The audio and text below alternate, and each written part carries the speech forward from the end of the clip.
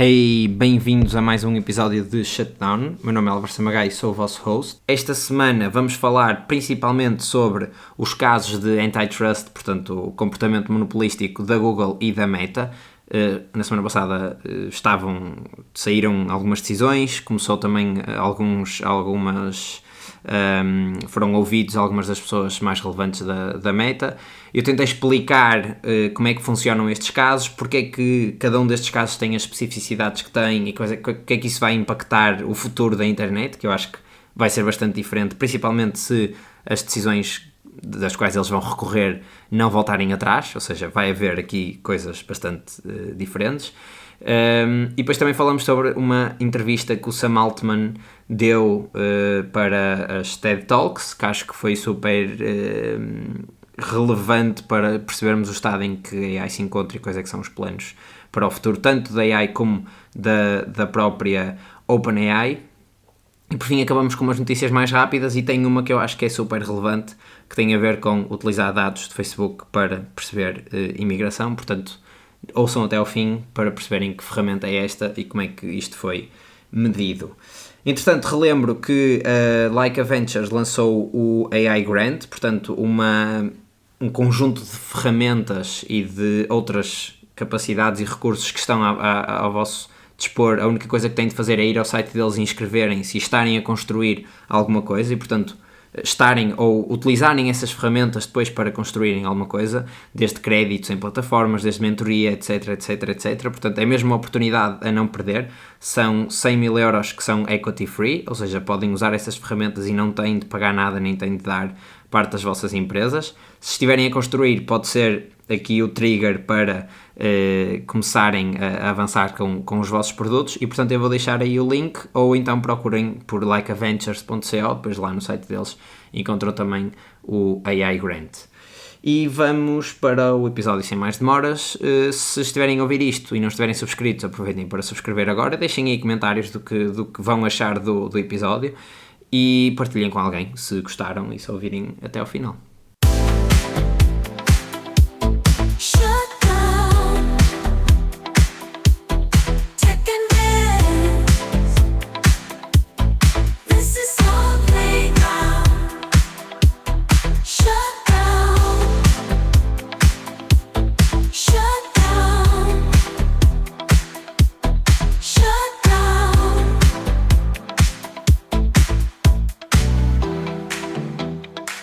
Um dos temas sobre os quais eu falei semana passada foi o caso de antitrust, portanto, o caso de comportamento monopolístico da Meta. Na altura, aliás, eu acho que quando estava a gravar o podcast, nesse momento, o Mark Zuckerberg estava a ser ouvido em tribunal.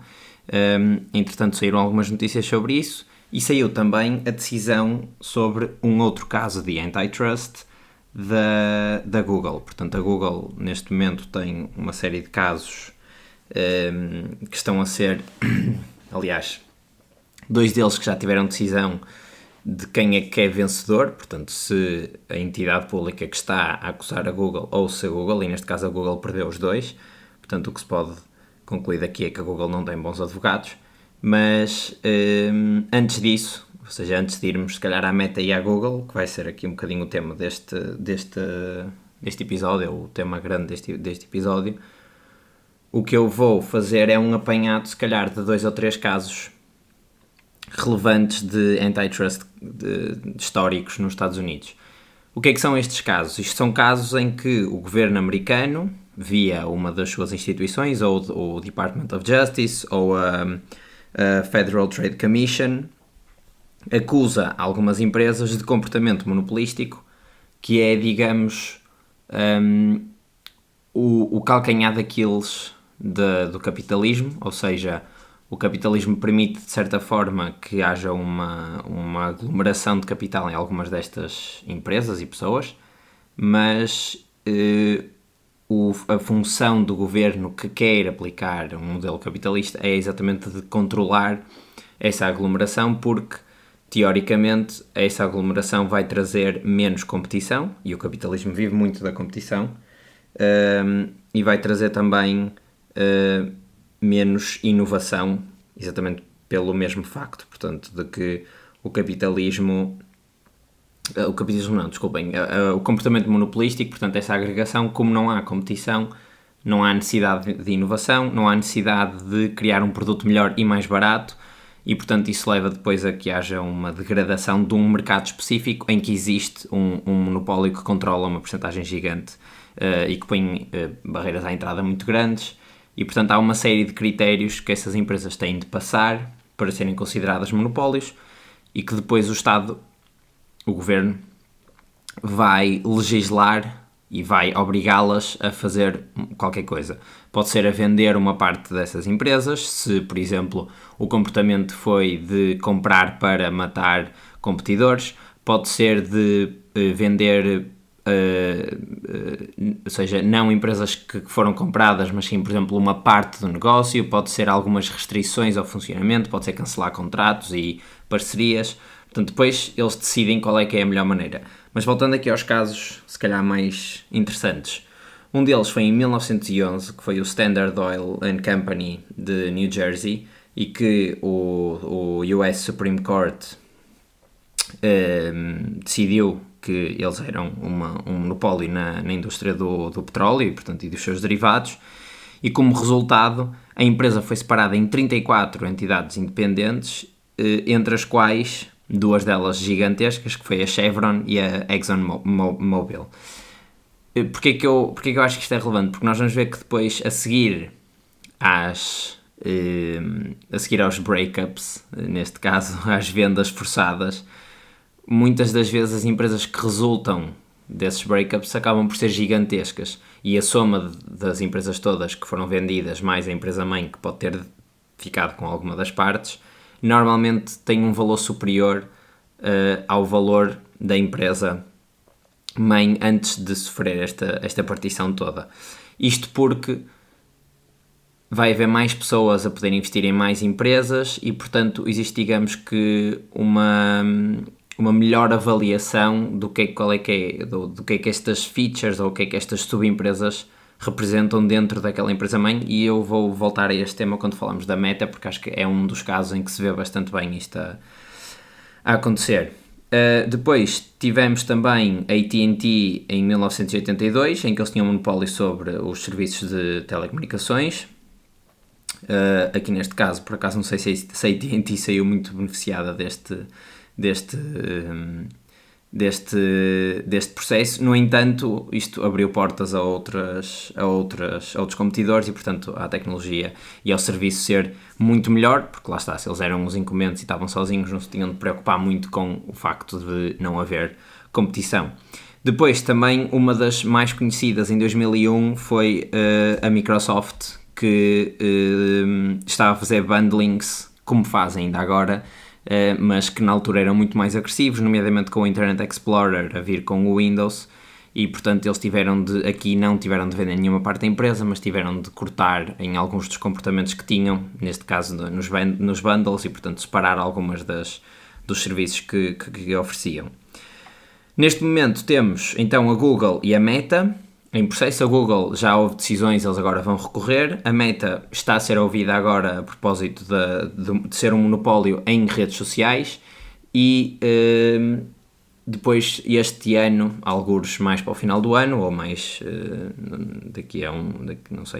3, 4, 5, 6 meses, vamos ter também a Apple, por comportamento monopolístico, nomeadamente no que toca ao ecossistema, e portanto a ter os sistemas muito fechados, tanto em termos de hardware, ou seja, eu criei a plataforma, criei o iPhone, agora faço o que quiser com ela,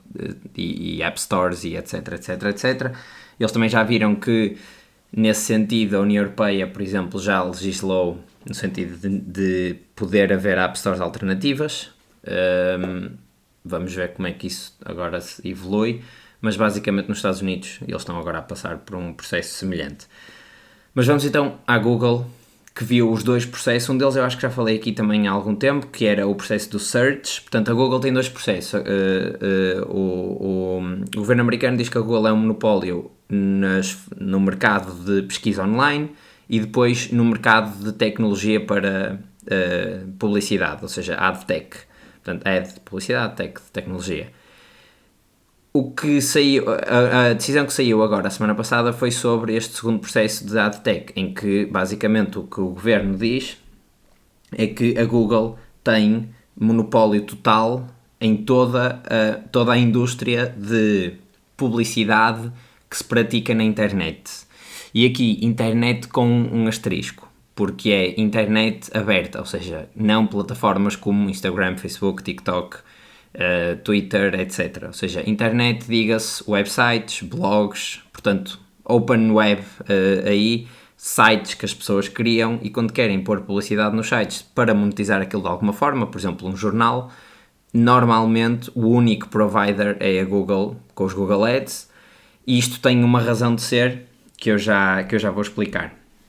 Portanto, para além de eles controlarem toda a tecnologia e todo o mercado, e se calhar antes de irmos a estes detalhes, é importante referir que a percentagem de receita que a Google tem vinda destes Google Ads na Open Web é relevante, claro, quem dera muitas empresas faturar o mesmo que eles faturam com isto, mas é uma percentagem muito pequena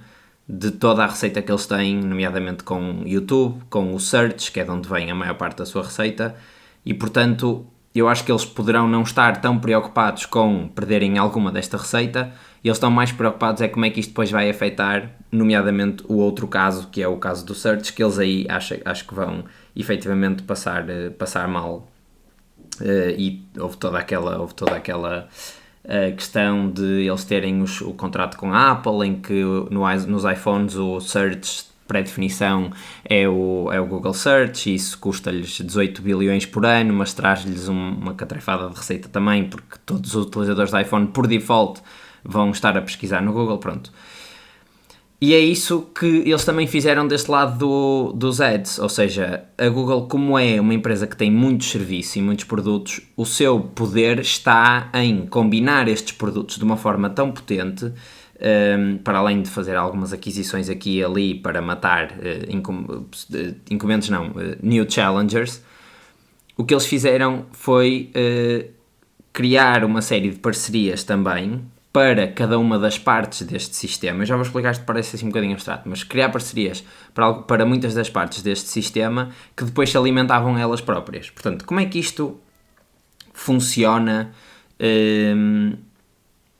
Como é que isto funciona em termos de Google Search? De Google Search não, de Google AdTech. Eu não sou especialista nesta área, mas pelo que li, pelo que ouvi, basicamente o que nós temos existem 3 plataformas ou 3 funcionalidades, digamos assim, que é preciso garantir. É preciso garantir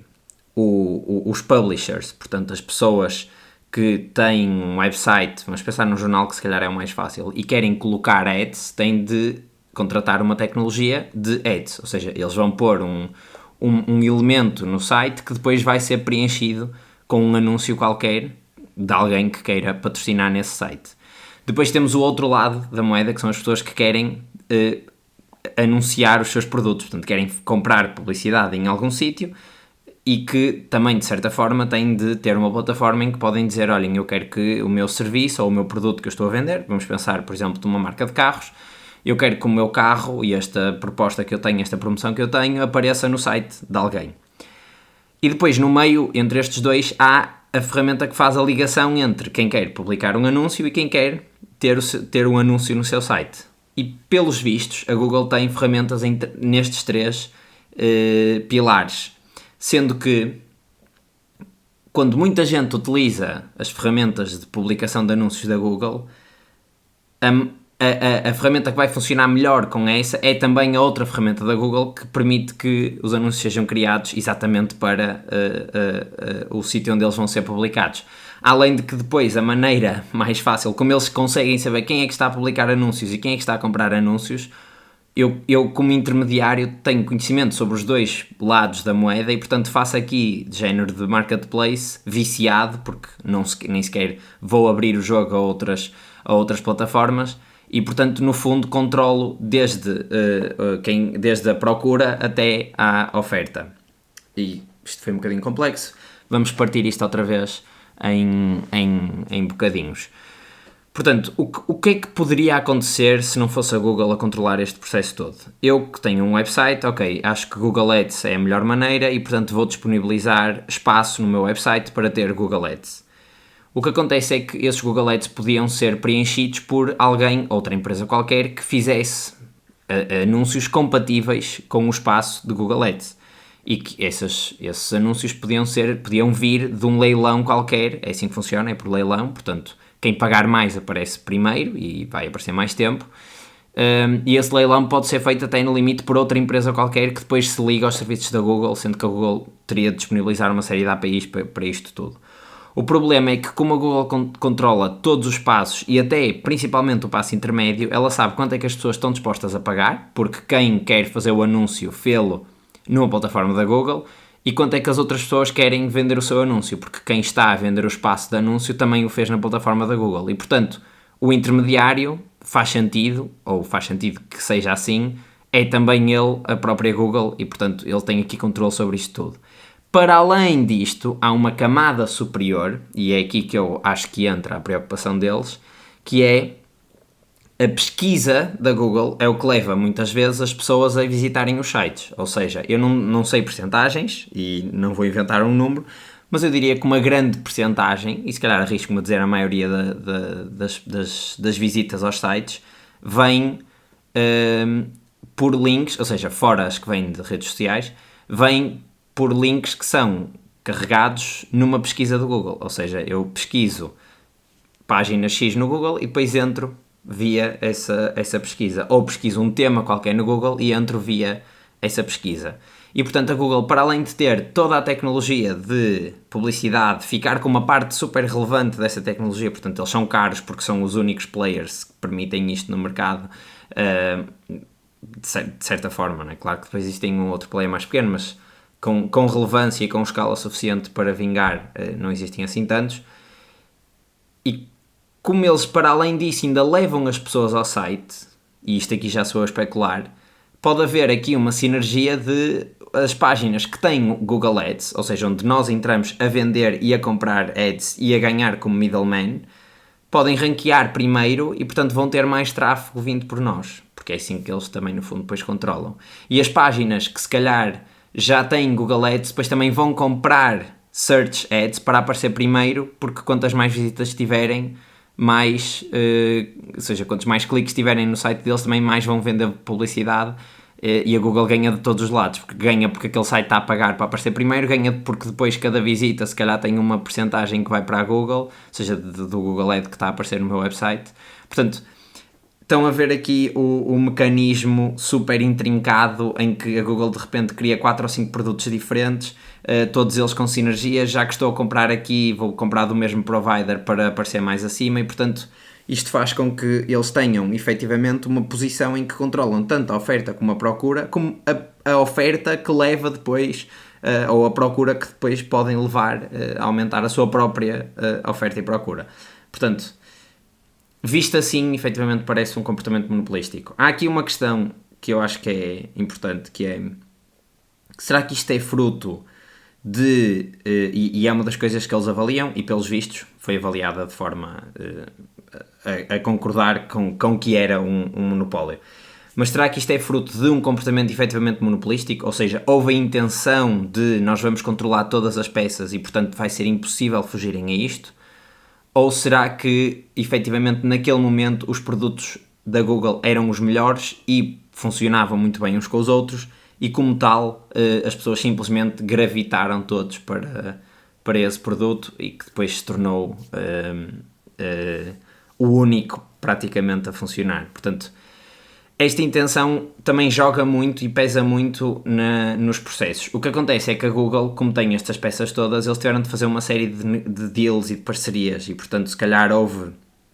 parcerias que eles fizeram com websites que traziam muita gente. Estou a pensar, imaginem no website de uma página de um jornal ou de uma página, sei lá, de desporto qualquer que leva muita gente lá. Se eles fizessem um acordo em que todos os anúncios que aparecem nessa página são provided pela Google, de repente qualquer pessoa que queira fazer anúncios nessa página e portanto que quer fazer target a pessoas que vêm desporto, vai ter de utilizar também as ferramentas da Google do outro lado e, portanto, com uma ou duas parcerias conseguem controlar de certa forma também aqui a cadeia toda e o funil todo. E estes e-mails de parcerias é tudo considerado, ou seja, tudo é utilizado para resolver estes casos. E, portanto, estas parcerias mostram que eles tiveram algum tipo de comportamento monopolístico e é por causa disso que perderam o trial aqui. Agora, este trial passa para uma fase que se chama remedies e que são, no fundo, as pessoas responsáveis pelo processo vão decidir sobre quais é que são os passos seguintes que a Google tem de fazer para deixar de ser um monopólio, quer seja aquilo que eu disse no início do episódio, quer seja vender uma parte do negócio, quer seja abrir os seus sistemas para haver mais competição, quer seja fechar partes do negócio, por exemplo, ou seja, vocês não podem continuar a abrir espaços de Google Ads, mas não podem permitir que os publishers que as pessoas que estão a comprar os anúncios utilizem a vossa plataforma. Portanto, eles agora virão com remedies, portanto, com remédios, não é? com soluções para resolver este problema e fazer com que ou seja, com que haja mais competição neste espaço. Qual é que é aqui outro grande problema de fundo que estes dois processos da Google principalmente mostram? Primeiro, este processo do AdTech acho que é parece-me a mim, isto é puramente opinião, acho que é uma consequência de eles serem tão hegemónicos na internet, ou seja, a primeira camada da internet muitas vezes é a própria Google. Portanto, nós temos as plataformas que estão em silos, temos o Facebook, o Instagram, o TikTok, o Twitter, em que as pessoas passam muito tempo, efetivamente, e essa informação está protegida da Google, ou seja, eu não consigo procurar com muita facilidade na Google por um post que foi feito no Instagram ou por um post que foi feito no Facebook, porque essa informação não está indexada, está ao mínimo possível para eles também não perderem relevância depois nos resultados da Google, ou seja, se eu pesquisar um perfil de Instagram no Google ele vai aparecer, mas talvez aquele post específico pode ser mais difícil de o fazer e tenho de o pesquisar dentro da plataforma que quero. Portanto, existem estes silos de informação, mas depois tudo o resto está indexado pela Google, isto também muitas parcerias, portanto, vocês têm o Reddit, por exemplo, é um dos bastiões de conhecimento, digamos assim, conhecimento entre aspas, de certa forma, mas o Reddit, o Medium, todas essas plataformas têm acordos com a Google para o conteúdo deles estar indexado no motor de pesquisa e por isso é que quando eu pesquiso na Google consigo encontrar posts diretamente do Reddit e do Medium e etc. E portanto isto é também um dos acordos que eles fizeram e que levou a que eles fossem declarados como um monopólio nesta questão toda. Mas esta pressão que a Google põe para eu se quiser abrir um website e se o meu modelo de negócio for ter visitas num website, que é um modelo de negócio que muitas empresas têm, pensem jornais, pensem blogs, pensem depois as próprias páginas tipo Medium e etc, que pronto, têm subscrição, mas se não tivessem subscrição tinham de monetizar aquilo de alguma forma. Todas essas páginas têm uma pressão gigante imposta pela Google de vários fatores. O primeiro é logo o SEO, portanto eles têm de aparecer em primeiro para terem mais cliques e terem mais cliques levarem a eles terem melhores deals nos anúncios que mostram.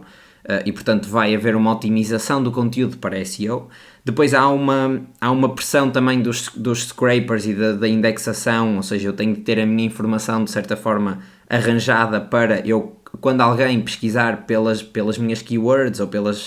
pelo conteúdo que eu tenho no meu website, eu também quero aparecer lá em cima. E depois, para além disto, uma camada nova que veio, que são aqueles AI Overviews, que vocês de certeza que já viram, em que agora temos esta camada nova de pressão que é o conteúdo tem de estar minimamente acessível também a LLMs para eles poderem utilizar o conteúdo e depois de uma forma misericordiosa enviarem as pessoas ao meu site se quiserem ler mais, porque o AI Overview não respondeu diretamente àquilo que eu queria. E portanto, este modelo de negócio de vou criar conteúdo online escrito numa webpage, num blog, está de certa forma a desaparecer e isto faz com que a Google também perca, ou seja, que a pressão que pôs está a fazer com que a fonte de receita principal, que é a pesquisa, está a morrer. Ou seja, há cada vez menos pessoas a fazer pesquisa no Google e mais pessoas a fazer pesquisas em LLMs, vulgo ChatGPTs e Geminis e Claudes desta vida, porque também há menos pessoas a criar conteúdo para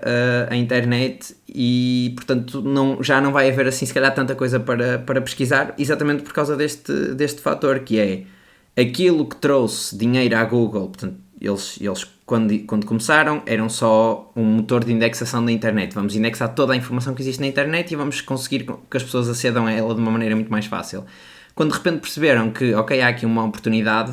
se eu cobrar para tu seres a primeira pessoa... Eu sou a cara da internet. Quando as pessoas abrem a internet, abrem-me a mim. Se eu cobrar para tu seres a primeira pessoa que aparece no meu website, isto pode dar bom dinheiro, e dá, efetivamente. E, portanto, quando eles começaram a otimizar isso em detrimento de novos produtos e novas maneiras de monetizarem o seu conhecimento, foi quando a internet começou a passar por este processo. Depois as LLMs vieram um bocado a arrebentar com isto tudo também, porque lá está, mais pressão sobre os websites e menos visitas, portanto menos retorno, menos atribuição de cliques aos websites. Isto cria aqui um ciclo vicioso negativo de destruição da internet e do conteúdo a ser pesquisável. Nesta mesma onda, as pessoas perceberam que se publicarem o conteúdo em plataformas que por acaso, ou seja, acho que as pessoas não pensaram, vou publicar o meu conteúdo numa plataforma que está gated e que está excluída da indexação da Google. Não, é só porque se eu publicar o meu conteúdo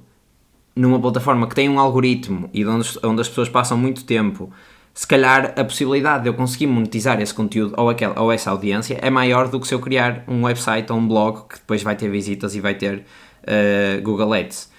Por várias razões. Primeiro, é mais fácil fazer conteúdo para Instagram e TikTok e etc. Simplesmente porque é onde as pessoas passam mais tempo e, portanto, as ferramentas estão um bocadinho mais fáceis do que fazer um site.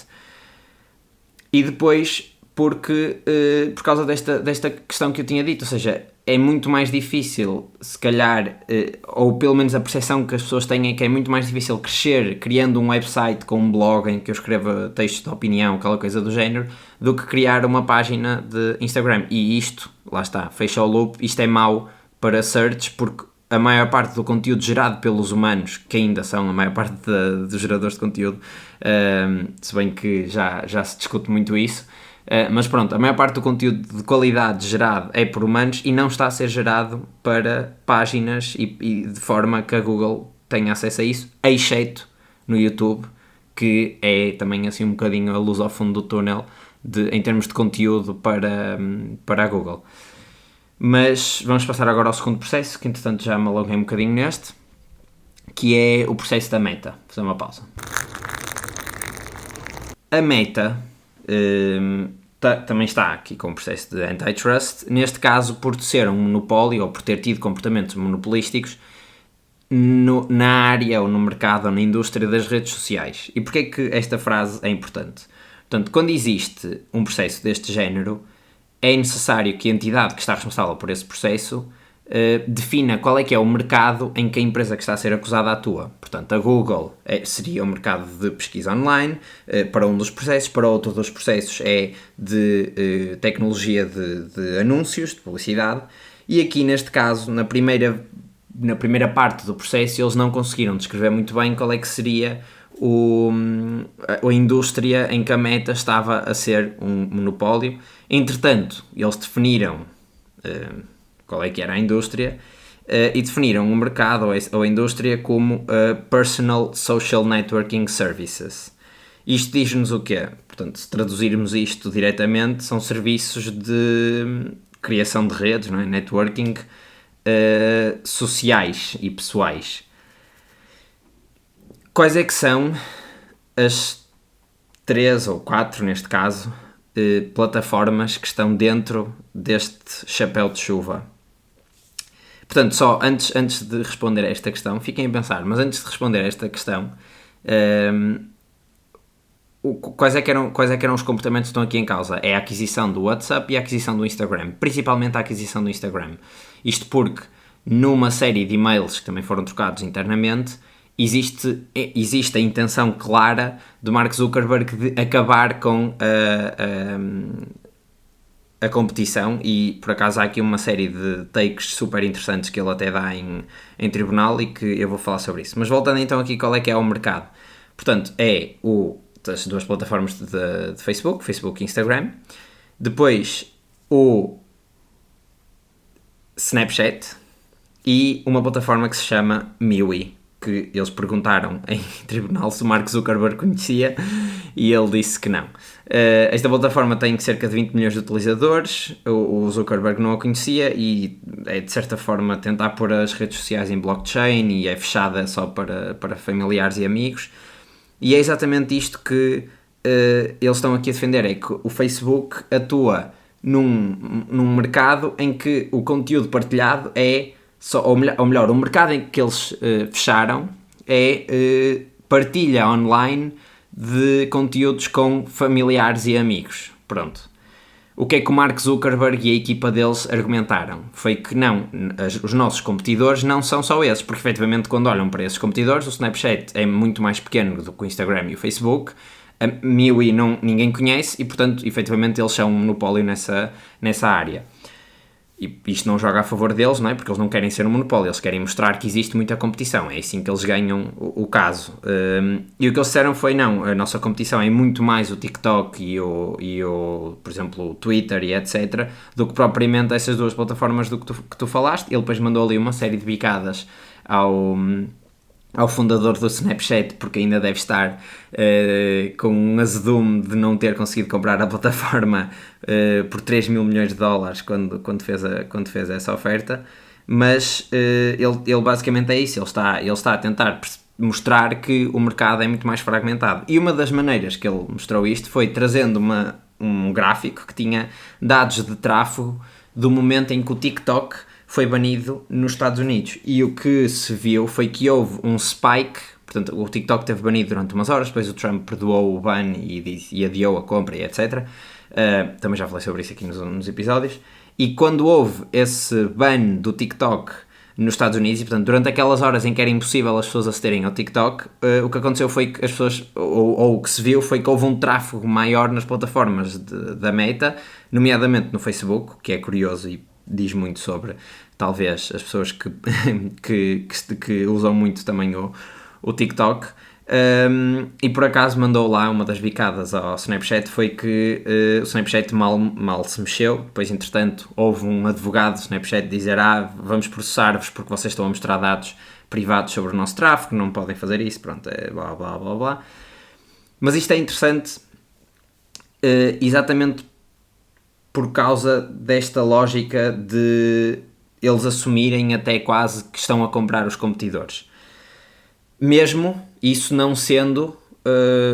suficiente para eles serem um monopólio. Ou seja, eles podem, é legal ou é plausível que eles comprem empresas para acabar com a competição, desde que isso não os torne o único player num certo mercado. E portanto, se eles dizem sim senhor, e há provas disso, e há palavras como neutralize em e-mails, e portanto, se eles dizem sim senhor, nós compramos o Instagram e o WhatsApp porque achamos que eles iriam ser competidores nossos, mas isso não fez com que fôssemos os únicos no mercado, porque existe o Twitter e o TikTok. Ok, é válido, eles não estão a funcionar num mercado que é monopolístico, portanto há efetivamente X players que são muito grandes e portanto aquele comportamento monopolístico não os levou a ser um monopólio. Depois há outro argumento, que é quando o Instagram foi comprado e quando o WhatsApp foram comprados, eram plataformas muito mais pequenas e plataformas com potencial que o Mark Zuckerberg viu nelas, mas que, na verdade, quem as tornou as plataformas que elas são hoje foi o próprio Mark Zuckerberg. Ele até deu aqui um dado que foi o WhatsApp é provavelmente uma das plataformas mais usadas no mundo e tem 3 mil milhões de pessoas a utilizar. Ou seja, 3 mil milhões de pessoas é quase metade da população humana são utilizadores do WhatsApp. Portanto, é uma loucura, uma aplicação que é gratuita. E este é outro ponto que eles também dão, que é, ou seja, para ser declarado um monopólio, eu tenho de primeiro ter estes comportamentos antimonopolísticos, portanto, anticompetição, e depois tenho de, depois de me reforçar e depois de me estabilizar como sendo aqui o incumbente, eu tenho de piorar, de certa forma, o mercado. Ou seja, o mercado de redes sociais teria de ser pior porque o único player era o Facebook. E o que se vê, na verdade, é que, e quando digo pior, é menos features, portanto, features piores e mais caro, ou seja, mais prejuízo para os utilizadores, que é isto, digamos, que mexe o capitalismo. É a competição faz com que haja inovação e preços mais baixos. É assim que funciona o capitalismo, assim, em duas palavras em duas linhas muito rápidas. Ou seja, as televisões são cada vez mais baratas porque há muitas marcas a fazer televisões, e é sempre este exemplo que eles dão, e portanto uma televisão gigantesca, 80 polegadas, que se calhar há 10 anos custava 10 ou 20 mil euros, agora se calhar custa 2 mil e eu consigo ter uma televisão dessas em minha casa. Pronto, é mais ou menos esta a lógica. Porquê? Porque há competição e há tecnologia nova e as coisas vão evoluindo.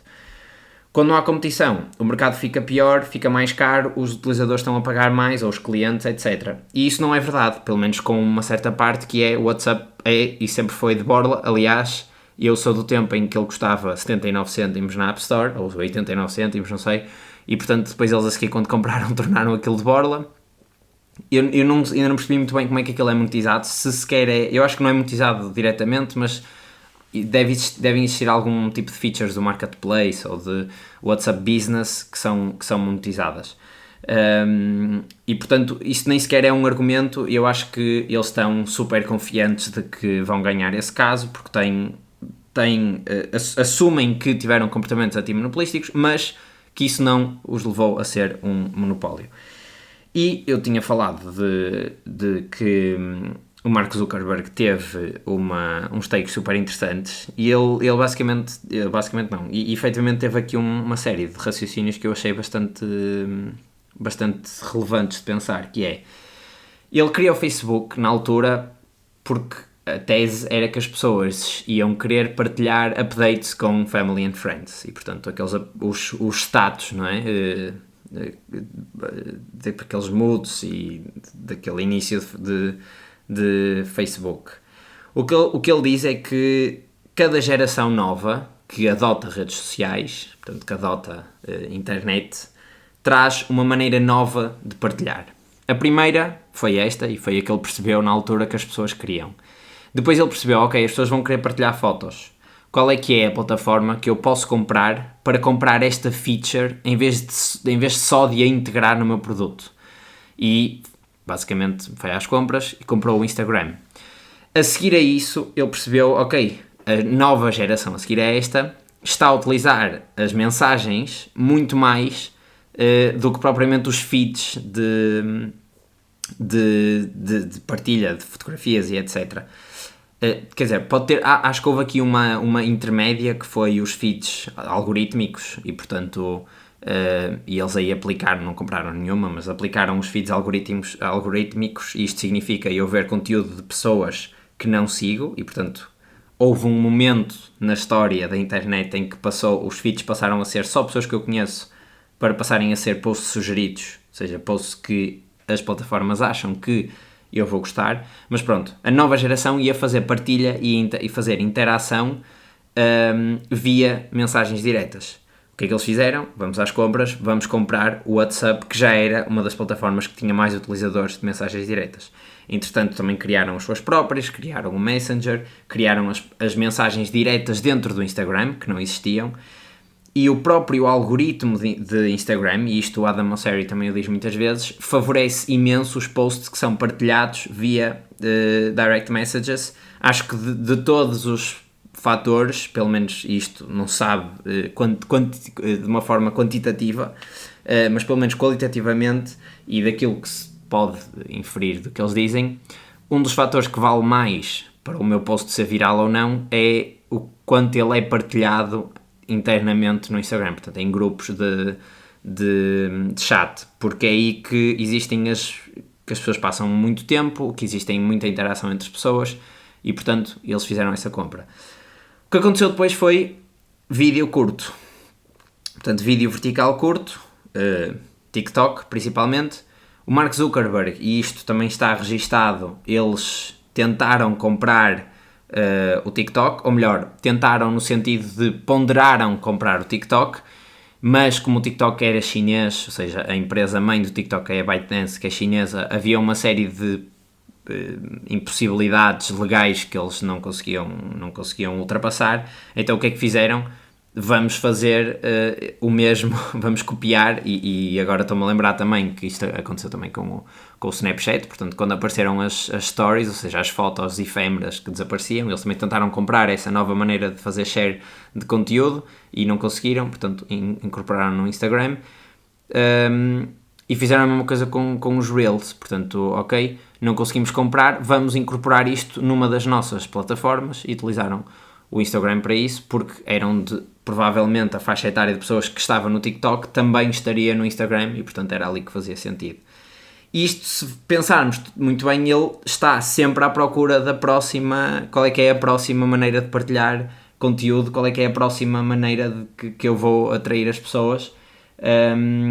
e provavelmente foi isso também que o levou, claro que isto é um pensamento um bocadinho óbvio, mas foi isso que o levou a criar o Threads quando o Twitter foi comprado pelo Elon Musk, e quando houve aquela diminuição gigante, aquele êxodo todo de utilizadores do Twitter, ele pensou, olha, tenho aqui a plataforma ideal para ir buscar, que era a única que lhe faltava, pelo menos assim, do portfólio de conteúdo mais banal que vai existindo na internet. E portanto, isto faz com que ele, comprando sempre a nova maneira, a nova feature de partilha, portanto, ele sai uma feature nova, ou implementa ou compra, mesmo que não seja ele a criá-la, isto faz com que ele não perca o efeito de rede, que eu acho sim que é o verdadeiro monopólio das plataformas da Meta. Portanto, se nós pensarmos bem, quais é que são as únicas plataformas que conseguiram de certa forma rivalizar a hegemonia que a Meta tem? Eu acho que é só o TikTok e em alguns países o Snapchat. O Twitter, apesar de tudo, é bastante pequenino face ao número de utilizadores que as plataformas da Meta têm. E isto mostra que o verdadeiro efeito de controle sobre, digamos assim, esta indústria é os network effects que inerentemente as redes sociais têm. Portanto, eu, se quiser mudar para outra rede social, tenho de trazer os meus amigos todos comigo, ou tenho de trazer a minha audiência toda comigo, e isso tem um custo. E quando digo um custo, não é um custo monetário, é um custo de esforço gigantesco. Eu não consigo obrigar todas as pessoas que conheço a usarem outra rede social só porque eu quero mudar, e portanto eu tenho de me conformar com a rede social em que os meus amigos estão. E esse efeito, ou esse raciocínio de eu vou comprar sempre a nova feature, ou a feature que a nova forma de partilha que a nova geração traz, faz com que as redes que ele tem não entrem num processo que ele chama Network Collapse, que é, de repente, os pontos que eu tenho que são o meu forte e que fazem com que as pessoas se mantenham lá, começam a desaparecer, e aquilo vai do 0 ou do 1 ao 0, ou seja, não é possível ter uma rede social a meio gás. Ou está lá muitas das pessoas que interagem umas com as outras na vida real e depois digitalmente, ou não está lá ninguém. E eu acho que, se vocês pensarem bem naquilo que na vossa utilização, se calhar, de redes sociais, vai haver uma ou duas que vocês utilizam mais porque têm lá as pessoas que vocês se importam mais, e provavelmente são as pessoas também, ou são as redes sociais onde partilham mais com essas pessoas, e estou a pensar, por exemplo, no Instagram, ou então não estão nas outras redes sociais porque as pessoas já não estão lá e já não partilham, ou as pessoas que eu quero saber já não estão lá, ou as marcas que me interessam, os criadores que me interessam já não estão lá. E portanto, este Network Collapse acho que é o que eles querem proteger, ou melhor, proteger não, evitar, ao comprar cada uma das features. Portanto, eu acho que o monopólio que eles têm não é o facto de eles serem a única empresa que tem redes sociais, é sim uma coisa que é inerente às próprias redes sociais, que são os network effects. E aqui eu acho que a discussão fica muito mais difícil do que na Google. Portanto, na Google era óbvio, aqui se calhar é muito mais difícil, porque isto é inerente do produto que eles estão a criar, ou eles tiveram efetivamente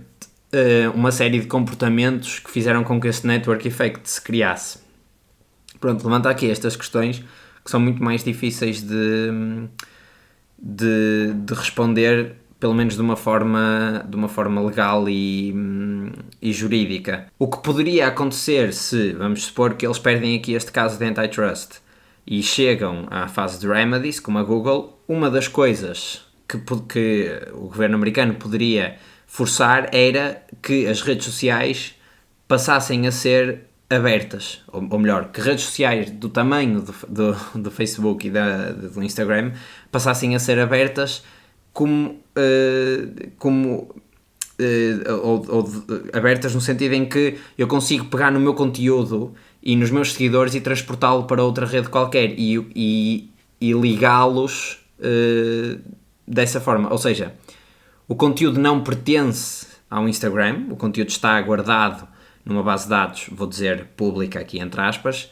que eu consigo puxar e ver em qualquer plataforma. E portanto, no limite, eu poderia utilizar, por exemplo, o Twitter para ver a minha conta de Instagram e o conteúdo que eu coloco lá, mas com a interface e com as features do Twitter. Pronto, é aquela teoria do Fediverse, que é redes open social media, em que eu poderia interagir, cada pessoa só tem no fundo um perfil e utiliza o front-end, ou seja, utiliza a aplicação que quer conforme as features que são melhores. Isto era a única maneira, pelo menos a meu ver, de termos estas network effects quebradas, mas de uma forma sustentável e que não seja, digamos assim, injusta para a empresa. Mas pronto, isto também é um bocadinho difícil, porque para além, isto não é uma coisa que se resolva com, olha, vais parar de fazer isto, vais vender aquilo. Portanto, é assim um bocadinho mais complexo de dar enforce. Se efetivamente eles perderem este caso, o que eu vejo, e lá está, e não conseguirem argumentar que estão num mercado mais competitivo do que só com o Snapchat e o MeWe, MeWe é M-E-W-E, eu acho que eles aí provavelmente terão de vender o Instagram. E isto já foi dito pelo próprio Mark Zuckerberg num e-mail interno em 2018. Ele a dizer, nós provavelmente deveríamos fazer spin-off ao Instagram. O Instagram é um daqueles casos, e voltando àquela conversa que eu estava a ter no início do episódio, é um daqueles casos de uma empresa que provavelmente está subavaliada por pertencer a um grupo muito maior. O Instagram há de ter uma prevalência praticamente semelhante à do Instagram, à do TikTok, ou seja, acho que não é aqui um exercício mental muito difícil de fazer, deve haver números para isso, mas vamos assumir, eu estou a falar nos Estados Unidos só, mas vamos assumir isso. E o TikTok vale umas boas centenas de milhões de euros, centenas de milhares de milhões de euros, e portanto o Instagram provavelmente, se fosse spin-off da Meta, iria ter uma avaliação semelhante, ou se calhar até maior, porque é uma rede social mais completa e tem as suas nuances também. E portanto, existe aqui um efeito que eu acho que vem do facto de a Meta é dona de todas estas redes sociais e todas estas plataformas, e utiliza muito do dinheiro que estas redes fazem para desenvolver produtos como os óculos de realidade virtual e realidade aumentada, porque aqueles óculos não são, neste momento, um produto que seja minimamente rentável. Ou seja, eu produzir uns óculos que custam $10.000 que não estão a ser vendidos, eu estou a gastar bilhões de dólares anualmente só a desenvolver mais tecnologia para aquilo. Eu acho que é uma coisa boa, ou seja, é permitir que exista, digamos, uma maneira natural de eu fazer funding destas novas iniciativas via dinheiro que recebo de outras formas, e portanto estou no fundo a fazer R&D e a fazer internal VC, se quiserem pensar dessa forma. Mas por outro lado, lá está, faz com que estas plataformas não sejam ou não tenham o valor que poderiam ter, porque se todo o dinheiro que o Instagram faz fosse canalizado para o Instagram só, provavelmente era uma rede social muito mais potente e com muito mais features e muito mais interessante. E daí aquela questão de, se eles conseguirem vender o Instagram de uma forma pensada e voluntariamente, se calhar fazem uma melhor venda, e uma venda que depois lhes traga um retorno ainda maior do que quando o governo diz, ok, vocês têm 2 meses para depois vender o Instagram, porque é a solução que nós temos para o vosso caso. E portanto, se estes CEOs, e claro que isto deve ser uma decisão super difícil, mas eu acho que se estes CEOs prevêem, e acho que a Google aqui geriu muito mal, porque já não dá para prever, já perderam os casos, mas eu acho que eles deveriam prever que isto ia acontecer, principalmente porque estes processos começaram em 2020, ou seja, ali por volta de 2020, durante o primeiro mandato de Donald Trump, que é engraçado, que já passaram 3 mandatos diferentes. E isto torna depois também aquela foto dos oligarchs ainda mais engraçada, não é? Porque todos eles estão a ter processos de antitrust, todos eles doaram para a campanha de Donald Trump, se calhar na esperança de que Donald Trump fosse retirar os processos, o que de certa forma é corrupção, mas pronto, isto já é mais especulação da minha parte. Mas eu acho que se eles tivessem visão de que o governo americano ia continuar com estes processos, e eu acho que eles foram um bocadinho otimistas quando Donald Trump chegou ao governo e depois viram toda aquela questão do TikTok a ser salvo e etc. Eu acho que provavelmente eles deveriam ter vendido as suas plataformas antes, ou deveriam ter mudado algum tipo de funcionamento das suas plataformas para estarem numa posição melhor agora do que aquela que vão estar quando forem obrigados a vender tudo. Mas pronto, é isto que eu tenho sobre o tema dos casos do antitrust. Se entretanto surgirem mais decisões no da Meta, eu também as trago aqui. Agora, vamos a uma notícia sobre a AI que eu acho super interessante. Chegamos então ao nosso Like a Moment, em que falamos sobre notícias relacionadas com AI. Sam Altman deu uma TED Talk, que na verdade foi mais uma entrevista num evento da TED que propriamente uma talk. É uma entrevista que tem à volta de 45, 50 minutos. E tocaram em imensos pontos-chave e que eu acho que mais do que tocar nestes pontos-chave que eu vou falar, acho que é interessante ver a perspectiva do Sam Altman como CEO de uma das empresas que, não sendo uma das maiores do mundo, é uma das mais poderosas neste momento, e ele ainda não é aquele CEO founder com um ego gigantesco, pelo menos da entrevista, e acho que era, eu vou deixar o link se vocês quiserem ver. Ou seja, há aqui uma perspectiva mais de análise humana, digamos assim, que eu acho que também é interessante. Mas pronto, eles começaram logo com a questão dos direitos de imagem de todo este tema do Estúdio Ghibli. Ele demarcou-se um bocadinho desse problema, disse que se eu fosse uma criança que tive a ouvir música a minha vida toda e depois quando tenho 20 anos faço uma música inspirada nos cantores que eu ouvi, como é que eu lhes retribuo isso? Pronto, eu acho que isto é um exemplo um bocadinho infeliz porque isso não foi gerado com zero esforço da minha parte, que é literalmente fazer um prompt no modelo e com zero mérito da minha parte, não é? Ou seja, eu consigo criar uma imagem à la Studio Ghibli muito mais facilmente do que consigo aprender X anos de música e depois recriar uma música de uma banda qualquer. Pronto, o que o entrevistador disse foi que provavelmente deveria haver uma maneira de garantir atribuição e um retorno a quem cria esses estilos, e a OpenAI não, o Sam Altman disse que sim, que acho que faria todo sentido e que tem de haver um novo modelo económico a aparecer quando a AI for super prevalente, exatamente por causa desta questão da atribuição, mas não sugeriu nenhum dos modelos. Depois falaram sobre os modelos open source. Ele disse que estavam muito atrasados nisto e justificou com o facto de como foram os primeiros a lançar uma coisa deste género, não queriam permitir que houvesse o risco das pessoas utilizarem mal os modelos que eles disponibilizam, mas que veem qual é que é a importância de ter modelos open source e, portanto, toda o portfólio de modelos, ou dentro do portfólio de modelos que eles têm, terem um ou outro open source, e eles disseram que iam fazer um modelo near frontier level, portanto, próximo do seu modelo mais potente, que seja open source e que eles disseram que ia ser melhor do que qualquer outra empresa disponibilizou. Portanto, neste momento, quem acho que está na frontier de modelos open source é a Meta, com os seus modelos Llama 4, que foram lançados há pouco tempo. E ele basicamente prometeu que este modelo que eles iam lançar open source eventualmente nos próximos meses é melhor do que esses. 2 factos super interessantes foi que ele disse que o ChatGPT tem 500 milhões de utilizadores ativos semanalmente e que este número duplicou nas últimas semanas, muito provavelmente por causa do Image Generator,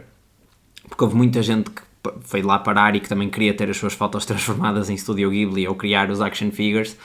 e que depois provavelmente pode ter continuado a interagir, e que portanto aquilo foi uma grande porta aberta e foi, se veio da cabeça deles, uma campanha de marketing genial para ganharem uma série de utilizadores que entram lá com aquele sentimento de nostalgia e quase de carinho por aquele estilo de animação. Isto também mostra que eles estão agora, e acho que também é uma coisa que eu acho que já falei aqui, muito mais focados em como é que nós vamos desenvolver um produto muito melhor do que propriamente como é que nós continuamos a tornar estes modelos cada vez mais inteligentes. Ou seja, os modelos, e ele diz isto, os modelos já são smart enough para a maior parte das utilizações que vocês podem querer deles. Não são capazes ainda de interagir com uma série de coisas, como por exemplo páginas de web, ou pelo menos de uma forma consistente, e interagir com os nossos sistemas de computadores e etc, etc. Ou seja, acho que ainda há uma camada de capacitação destes modelos que é preciso fazer, mas em termos de inteligência só, estes modelos já são super capazes. E portanto há um shift dentro da missão, não da missão, a missão continua a ser trazer a AGI, mas há um shift dentro do pensamento da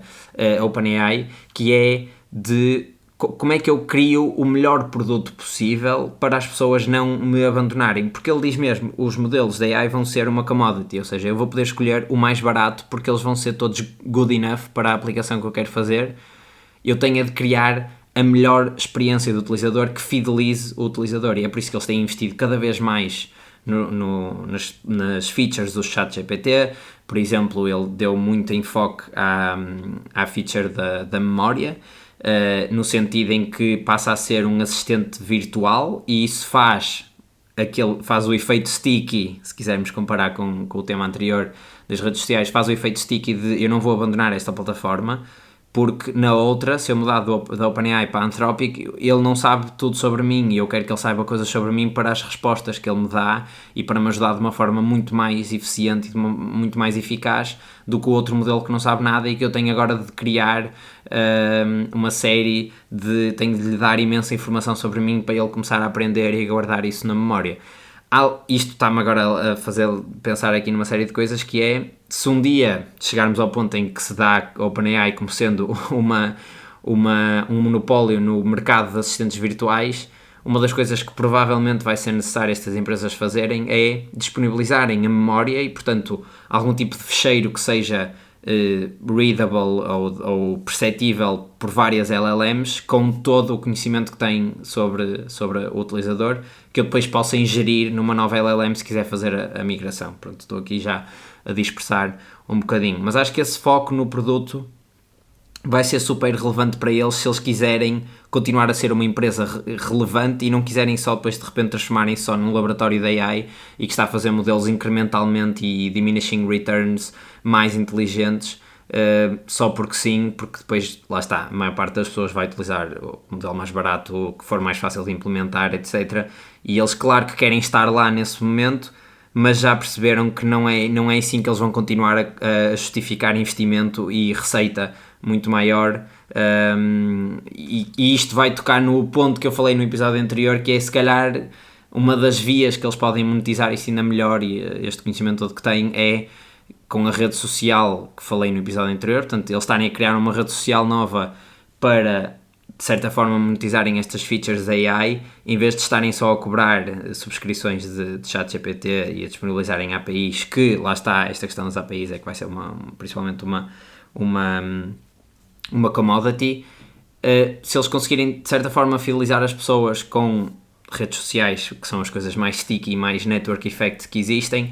e ele percebe que, ok, a Meta está aqui num processo antitrust, pode ter de vender uma parte das suas operações ou parar algum tipo de comportamentos. O X também não está a passar por uma fase super brilhante, houve um grande êxodo, ainda lá há muita gente, mas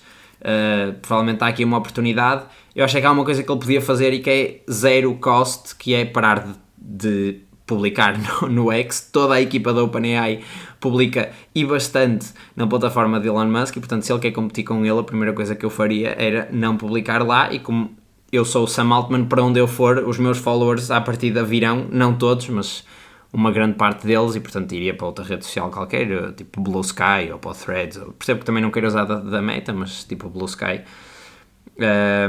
Mas pronto, optou pela estratégia Trump, que é: vou criar a minha própria e depois quem quiser muito seguir-me vai lá estar, tipo Truth Social. Ele depois também referiu 2 pilares onde ele está muito otimista, que é saúde e comportamento agentic dos modelos, portanto, principalmente em software development, ou seja, ele diz que nestes 2 pontos é onde vamos ver o maior incremento em termos de inteligência e de capacidade dos modelos. E depois falaram de uma série de consequências não, mas de uma série de implicações de termos estes modelos cada vez mais capazes. Portanto, houve uma grande parte da conversa que foi sobre aqui um doomsday de AI, em que os modelos passam a controlar a humanidade, como é que eles protegiam esses modelos, ou seja, quais é que são as safety rules que eles têm, e ele disse que tinham uma série de regras. Disse que, de forma geral, todas as empresas com quem estão a trabalhar nestes modelos concordam e tentam implementar essas regras, exceto uma que ele depois não quis dizer, mas vou arriscar e adivinhar que é a XAI do Elon Musk. Mas ele disse que isso era uma preocupação que eles tinham, que era uma coisa que monitorizavam muito, que testavam muito, e depois deu muito valor ao track record da OpenAI. Ou seja, ele disse: eu acho que as pessoas têm, é aqui que entra, nós já estamos a trabalhar nisto há 10 anos, e é aqui que entra darem-nos credibilidade, porque desde há 10 anos para agora, e temos 500 milhões de utilizadores ativos, ainda não houve nenhum escândalo. Não que não vá haver, de certeza que vai haver alguém, principalmente quando lançarmos o modelo open source, porque esse não vai ter as guardrails que os modelos que são hosted pela OpenAI têm, e que, portanto,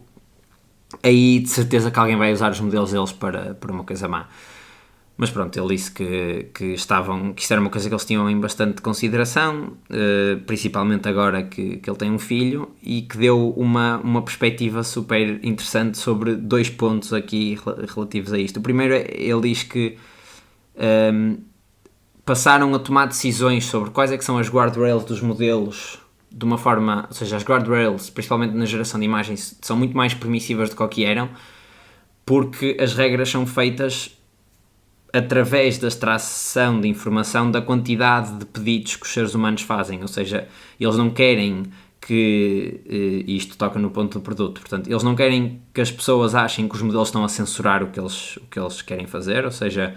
por exemplo, ele deu aqui 2 exemplos, que era: se eu quiser criar uma imagem de violência, ou se eu quiser, por exemplo, aumentar um estereótipo qualquer de uma etnia específica, há aqui se calhar um limite em que isto começa a tocar em pontos críticos da vida real, mas há um fator anterior que eu não quero que as pessoas sintam que os modelos as estão a censurar. E depois o entrevistador pergunta: mas não devia haver um comitê com todos os developers de LLM, developers no sentido de empresas responsáveis, para decidirem quase como uma regra universal do que é que as LLMs deviam permitir e não? E ele diz: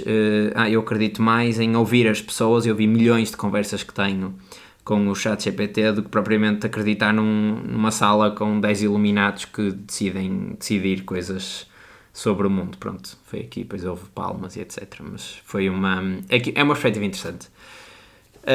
Em relação ao filho, o entrevistador pergunta: em que mundo é que achas que o teu filho vai nascer? E ele dá uma resposta que eu acho que é super interessante e super óbvia também, que é: o meu filho vai nascer num mundo em que nunca vai ser mais inteligente que a inteligência artificial, portanto ele vai ser sempre menos capaz do que a AI, e ele nunca vai perceber o que é um mundo sem AI. E depois dá o exemplo de uma criança que tenta interagir com uma revista como se fosse um ecrã touch e está frustrada porque aquilo não funciona, e as pessoas como adultos que conhecem as duas realidades, portanto o pré-ecrãs touch e pós-ecrãs touch, percebem: ok, isto é o cérebro dela que já definiu que o paradigma normal é eu poder tocar como se fosse tudo um ecrã touch, e que depois tem de perceber ao contrário que não, uma coisa mais antiga que são as revistas. E o que ele diz é que no futuro nada vai ser dumb, portanto não vai haver produtos nem serviços pouco inteligentes à partida, porque esses não vão sobreviver a esta revolução, e portanto vai ser um mundo muito melhor e muito mais abundante. Pronto, há sempre o contraponto a estas coisas todas, mas acho que foi uma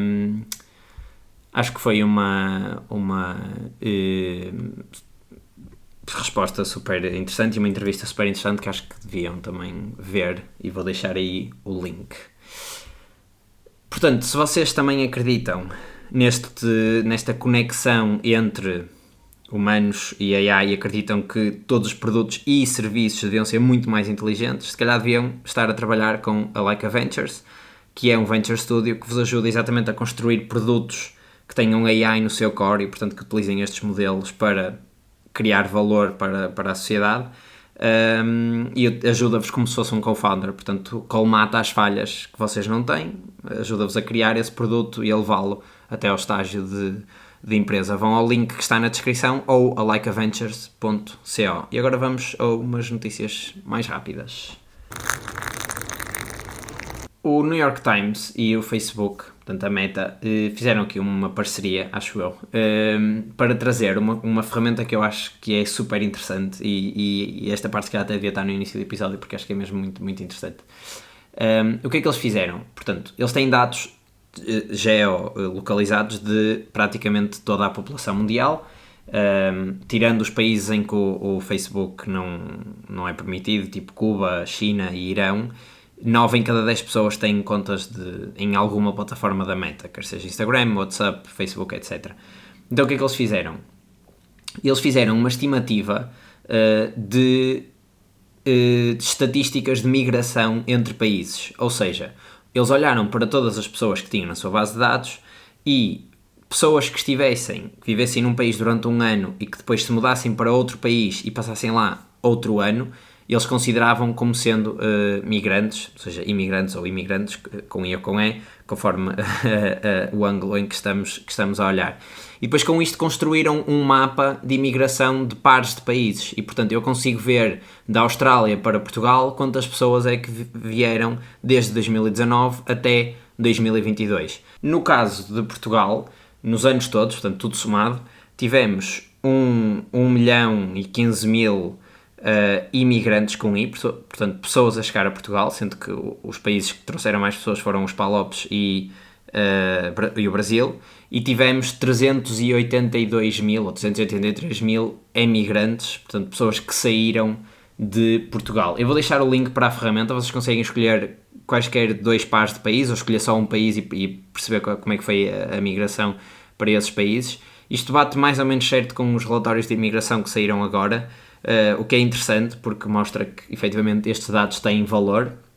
Eles fizeram também uma série de tratamentos de dados e, portanto, de inferências sobre como é que estes dados podiam mexer, porque nem toda a gente tem Facebook e Instagram, mas pronto, acho que são dados que são super valiosos para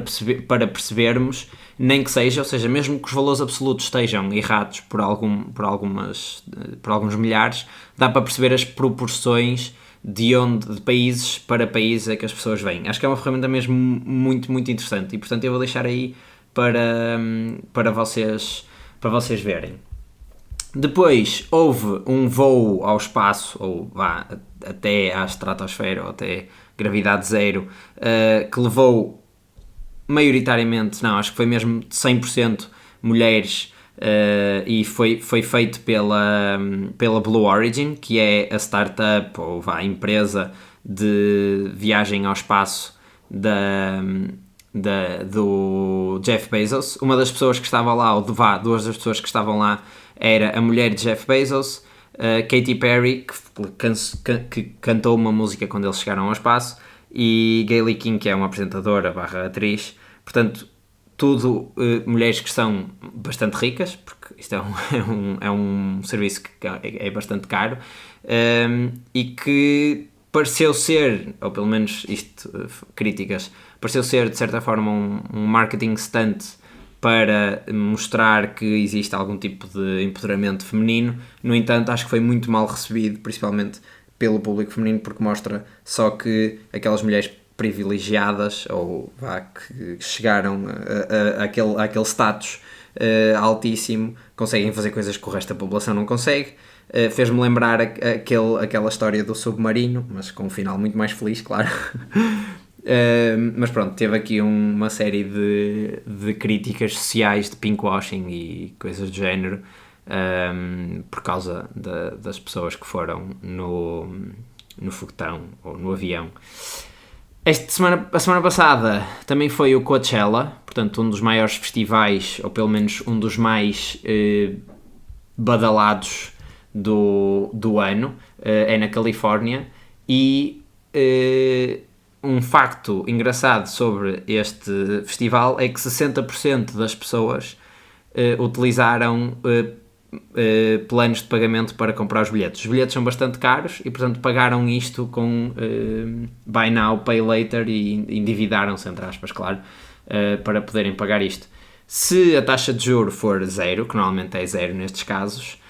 isto, se pensarmos bem, é uma boa aplicação do dinheiro, porque o dinheiro que eu iria gastar a comprar o bilhete posso aplicá-lo numa coisa que me dê 1 ou 2 ou 3% durante os dias em que tenho de pagar e, portanto, se eu conseguir arbitrar bem isso, posso estar a ganhar. O que acontece é que muitas vezes não é isso que acontece, as pessoas simplesmente querem fazer compras para as quais não têm fundos naquele momento. Mas estamos quase a chegar ao fim. A última notícia que eu tenho é que a Netflix está a testar um search engine baseado nos algoritmos da OpenAI, portanto baseado em pesquisas com linguagem natural, e que pode dar ou diretamente as séries que nós queremos ver e os filmes que nós queremos ver, ou então coisas como estou-me a sentir assim ou estou-me a sentir assado e, portanto, o que é que achas que eu devia ver? Mas é interessante ver estas empresas também em tentarem inovar em processos tão minúsculos como vou melhorar o search, sendo que a Netflix é uma plataforma que vive muito da decisão e de tentar diminuir esta inércia, esta fricção de decisão que as pessoas têm a tomar decisões. É tudo por esta semana, um bocadinho mais comprido por causa da explicação dos casos de antitrust. Espero que tenham chegado até aqui ao fim. Se chegaram é porque gostaram, e se gostaram acho que deviam partilhar isto com alguém e pedir-lhes para ouvir até ao fim também. E portanto acho que é a única coisa que fica para dizer. Se não estiverem subscritos, subscrevam e vemo-nos no próximo episódio.